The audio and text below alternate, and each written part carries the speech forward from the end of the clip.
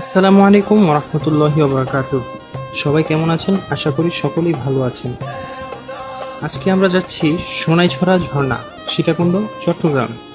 আমরা প্রথমে ঢাকা থেকে চট্টগ্রামের সীতাকুণ্ড উপজেলায় প্রবেশ করি। তারপর সীতাকুণ্ড উপজেলা থেকে সোনাইছড়া ঝর্ণা।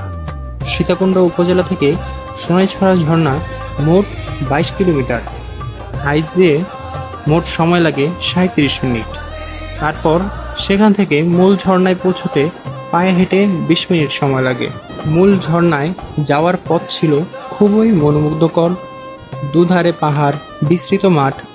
কিছু দূর থেমে থেমেই দেখা যায় মূল ঝর্ণা থেকে নেমে আসা পানি দিয়ে তৈরি হওয়া ছোট ছোট পাথরের রাস্তাগুলো।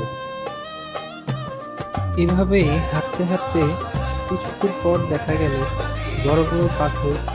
সেই পাথরের কুল ঘেঁষে মূল ঝর্ণায় যাওয়ার জন্য পিচ্ছিল রাস্তা। সেখানে পাথর বেয়ে বেয়ে যাওয়ার যে একটা রোমাঞ্চকর অনুভূতি, সেটা মুখে বলে বোঝানো কখনোই সম্ভব না। এই পাহাড়ি পিচ্ছিল পথগুলো বড় বড় পাথর বেয়ে যখন মূল ঝর্ণার দিকে পৌঁছলাম, সৃষ্টিকর্তার অপরূপ সৃষ্টি দেখে আমি বিমোহিত। যত দেখি ততই মন জুড়িয়ে যায়।